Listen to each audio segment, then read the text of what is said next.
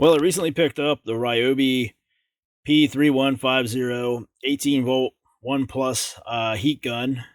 And you can see, of course, that I got it at Direct Tools, or through Direct Tools, I should say. Factory blemish product, so it was a little bit cheaper. And the reason I bought this was because I've been playing around with a lot of wiring stuff, and I wanted to try out something better for my shrink wrapping and some of those connectors with the shrink wrapping that's already the shrink tubing that's already associated into the connectors and things of that nature. Just try and make things a little bit easier. And rather than using the regular electric heat gun, I thought since we have some of the Ryobi 18-volt stuff already, so we have batteries, that this might be a good way to go and a good thing to try out. So this is what it comes with. You get the heat gun, and you get the two different nozzles here. And this is the one for blowing the hot air onto a specified area. Like well, if you were trying to heat something up on this bench here or something. And this is the one that we're going to be using the most. This is the one that would go with that you would use for your wiring, and your wire would fit right in here. You would hold it inside here and let the hot air blow on that, and it's going to help push that air around the wire to give you a more even heating around the wire. They say you can also use this possibly for thawing out pipes and stuff. And we caution you on doing that because you don't want to go melting a pipe or anything that anything you shouldn't be doing. Always check with an expert first before you get into any of this. And this is something that's very serious. We're going to repeat this over and over again because this does put out heat. There's always the risk of getting burnt. There's always a risk of melting something, catching on fire, things of that nature. So use this at your own risk. And you will hear us say that again later on here because, well, it's an important message that we got to pass on. Just keep all you guys safe out there. So we're going to take a look here at some of the specs on the back of the box, give you an idea what we're working with this, and then we'll give you an example of how it works. All right, here's some quick specs right on the back of the box. Reaches operational temperature in less than 10 seconds. Maximum temperature of 875 degrees Fahrenheit. The deflector nozzle, which you're going to see us use for the wiring and everything that we're going to be showing you here. It's great for shrink tubing and thawing out a pipe if you can, if you have a small pipe that you can actually get that deflector in around. Concentrator nozzle that intensifies the heat for a specific area. That would be something you could also use for possibly thawing out a pipe if it's a larger pipe. LED work light illuminates workspace for increased visibility. All of our work we're doing during the day here are indoors at the moment, so not a big deal to us. But down here you can see 18 volts, 875 like we said. Airflow is 6 CFM, and the tool weight without a battery, 1.4 pounds. Now, we shouldn't have to say this, but we're going to say it. 875 degrees Fahrenheit maximum temperature. That is very hot. So you want to be careful around this thing. There are plenty of warning labels on it, but if you're using this, you don't want to just go grabbing hold of the metal ends right after you're done using it, or just tossing it right back in the toolbox. Also, where it says there about thawing pipes, you want to watch any plastic pipes or anything like that. You really want to know what you're doing. And if you don't know what you're doing, ask somebody professional, or just have them do it. This isn't a toy. This isn't something you should be using if you're not going to be paying attention to it, because you could get seriously hurt with this thing. You could burn yourself very easily. You could possibly even, catch something on fire if you're not paying attention. You could melt a pipe or melt something that you shouldn't melt. And there's a lot of things to think about when you go to use one of these things. So use with caution and use at your own risk. Just wanted to throw that in there. So now we're going to show you what it does. We're going to show you a couple connectors here we're going to put into a wire just as an example of how it shrinks the tubing around the wires. All right, you got one of these solder ring connectors here on our wire, and this has the shrink tubing here on the outsides. This is supposed to be watertight and everything, and the solder is supposed to melt in there around the wire to give you a good solid connection, trouble free, blah blah blah, all that good stuff.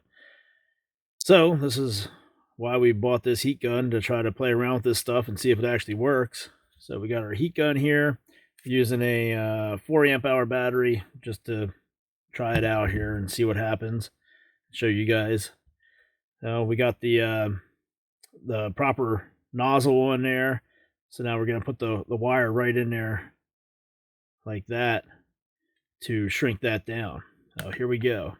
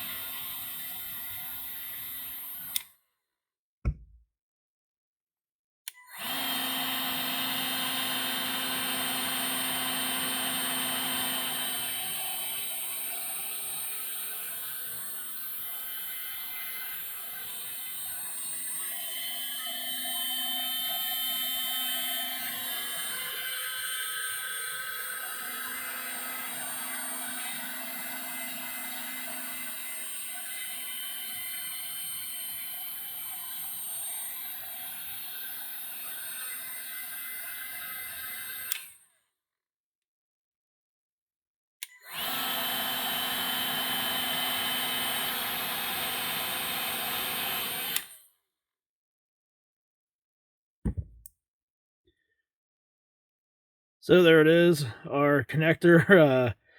Everything melted inside there the way it was supposed to. The insulation shrank down like it was supposed to. Nice and tight there around the wire. We'll wait for this to cool down before we try to flex it around and see what happens. This is a lot easier to do if you're not trying to hold the thing at an angle and stuff, and keep it in line with the camera. But I mean, it did the job. It did what it was supposed to do. It's not the best performance there, just because of everything we had going on. But you can see that it definitely was effective for the shrink wrapping on this connector, and for melting that solder in there inside that connector. So it did that it was supposed to. And this is another connector here where you put the two ends of your stripped wire in there, you crimp it, and then you just shrink the outside part over it. So we got our heat gun here. We'll just try to shrink that down.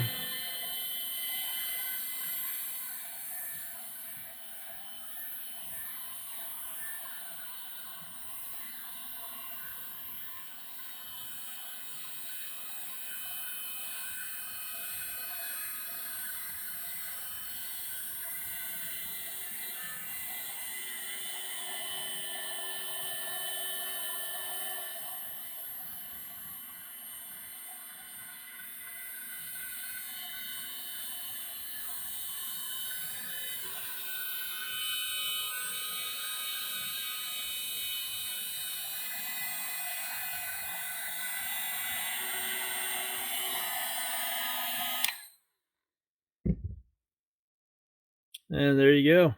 You can see, shrank that down. Good, good seal around that wire there. So definitely does the job. Actually got a little too close there. Started to melt the insulation a little bit on this end here, but again, trying to hold it steady for the camera more so than focusing on the job we were trying to do, just to give you guys an example of how it works. And we did those connectors. We had a 4 amp hour battery. We used 1 bar there doing those 2 connectors. You can see this was a full charge, and we're down to 3 bars now. So not terrible. That was one of the big complaints about this, was you just don't get a whole lot of runtime out of a battery when you're using it on wires like this. But anytime you're creating heat, it's going to take a lot of power, and it's going to take a lot of power in a hurry. So I don't think that's too terrible there. Again, we got a 4 amp hour battery.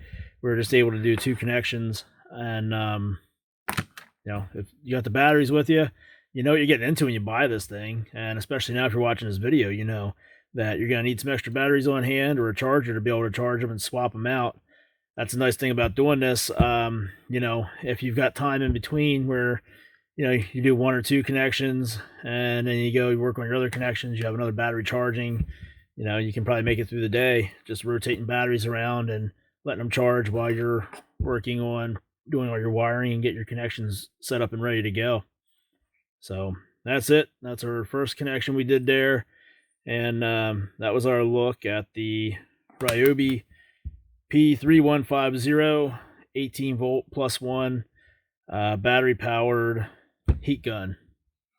So get on out there to Home Depot. That's the easiest place to find one of these at. Again, we picked ours up at Direct Tools, factory blemished. You know, they got a good bit of Ryobi stuff available there at discounted prices. You can check them out too. If you haven't done so already, be sure to subscribe to this channel, and thank you for watching.